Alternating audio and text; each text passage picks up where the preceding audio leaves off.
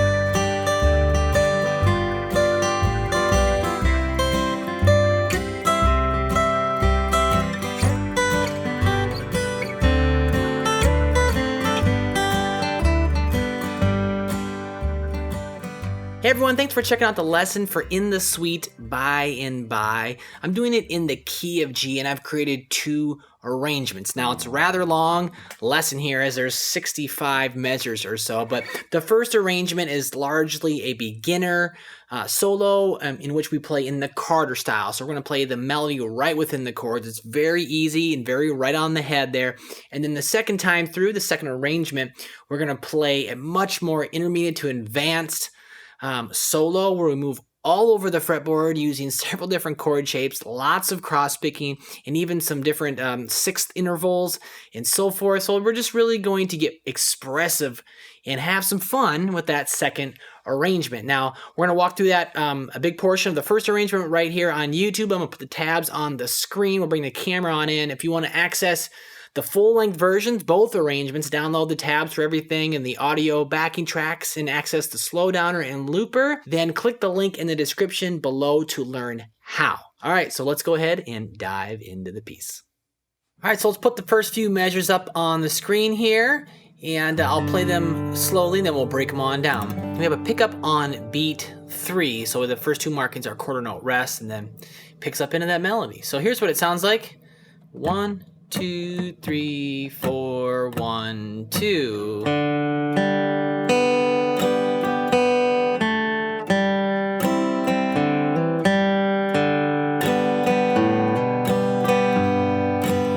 And of course, this first arrangement, we're going to be doing it largely in the Carter style, so we'll be playing the melody right within the chords and playing a very straight ahead and beginner style melody. So we got the pickup there on beat 3, open D, open G,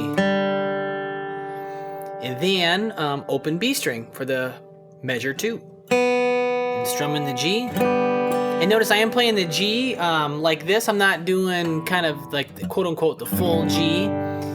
I'm doing more of the cowboy chord style G, if you will, but I have the open B string in there, and that's what I'm shooting for in this first arrangement. Or we'll use both fingerings down the line here a little bit, but what I have marked there is what I'm doing. So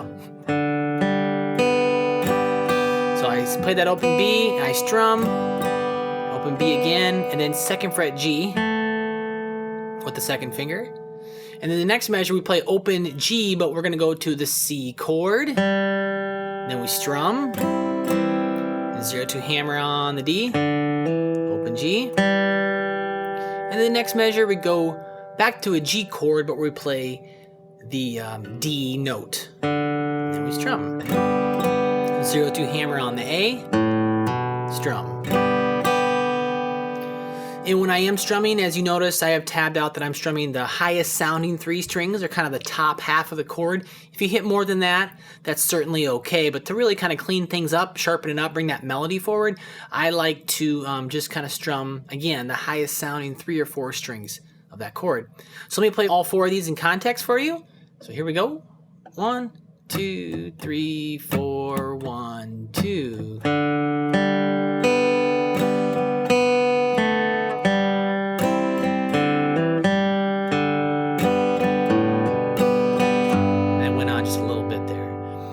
So let's put the next 4 up on the screen.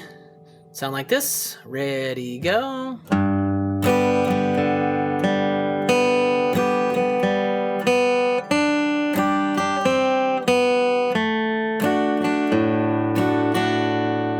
Okay, some similar things going on right there. Measure 5, we worked our way down to the low string 3rd fret, the G note, G bass note, right? That G bass note, we strum, and then another little pickup, you know, in the same spot, same notes. On beat 3, we do the open D, open G, and then next measure, open B, strum, G, and then B. So, and then 3rd fret on the B, I'm going to sneak my 3rd finger in here, and then I will strum those 3 strings like that. You know, fingering it just a little bit different, right? And then 1st fret B, and then open B. So, then we go to the D chord, and I'm going to pick the 2nd fret G note, which is sounding an A note. So I play that note, it's on the G string there, strum, and then open A, strum. Then open A is kind of the alternate bass strumming pattern, right? Beat 3 would be the 5 of the chord, if you will. So, and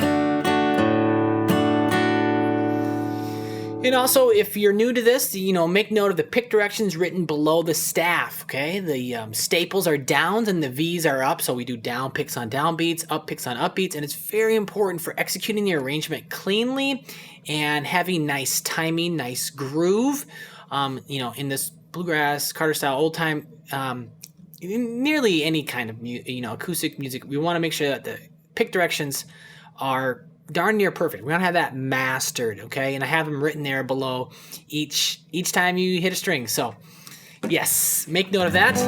But those 4 measures now in context, they sound like this. 2, ready, go.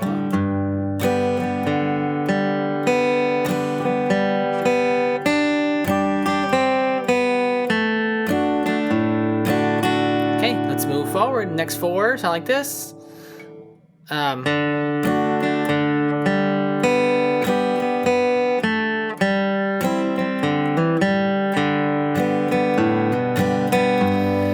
essentially we're kind of repeating the very first phrase. So measures 10, 11, and 12 are the exact same as 2, 3, and 4. You know, we're coming from the D chord, but the pickup is still the same, right? In measure 9, beats 3 and 4, the pickup is exactly the same.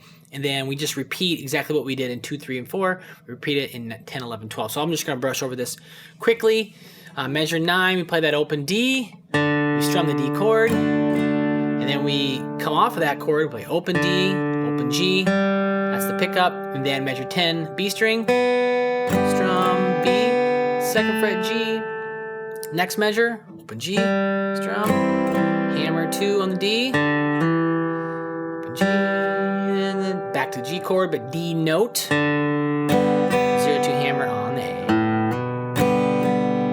And then going on, let's put them right up on the screen. 13, 14, and 15, essentially ending this verse section. It sounds like this.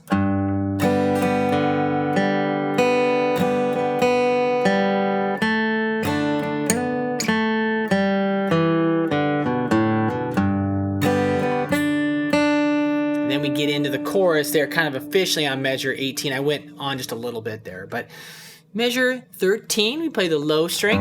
You know, we worked our way down. We play that low string 3rd fret, the G bass note, of course. So that, and then strum. Here's our classic pickup, open D, open G, measure 14, B string, strum, B string, G, and then here we're gonna go to a D chord in measure 15, but we're gonna finger it just a bit different. It's not you can do it a couple different ways, but I'm gonna demonstrate it the way that I envisioned one doing it for the arrangement. We're gonna go to D, and we're gonna you play the 2nd fret G note. So we're gonna do that with the 2nd finger, not the 1st. Okay, 2nd finger, 3rd finger still plays the B note as it would. So we strum those 2 strings. If you hit the high E, that's okay, or the D string, that's all right. But and then we're gonna slide 2 to 4 on that G string. Okay, so that's why I fingered it the way I did. You could play your regular D and then hammer with the pinky, or just a quick hammer, or just play that note. That works too. Some people have trouble with the pinky. It's kind of a beginner arrangement. So I chose to finger the D chord slightly different to make that slide. So it's, and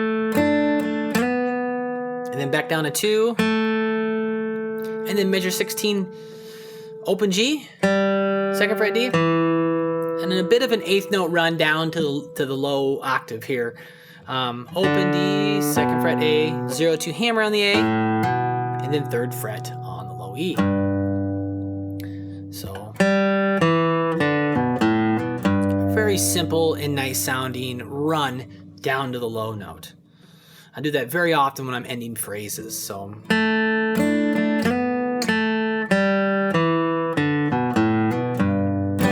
those 4 in context, 2, ready, go.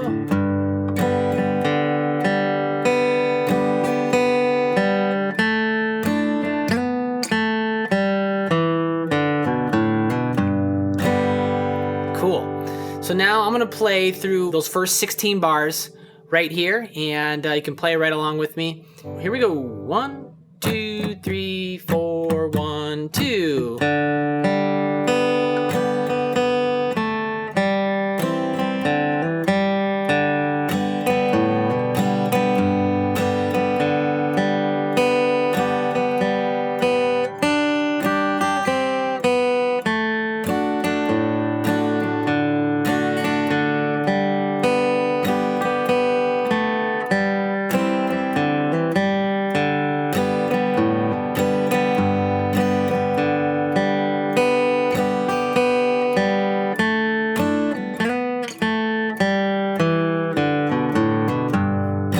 As you see there, I fingered the D chord, you know, kind of more traditional way, and then I came off of it and used my 2nd finger, and I can kind of get away with it. I've been playing guitar long enough, but again, trying to search for that fingering on the D chord as such. So again, more than one way to do it. All right, so when you're ready, we will move on to the next section of this lesson, and yeah, let's go for it when you're ready.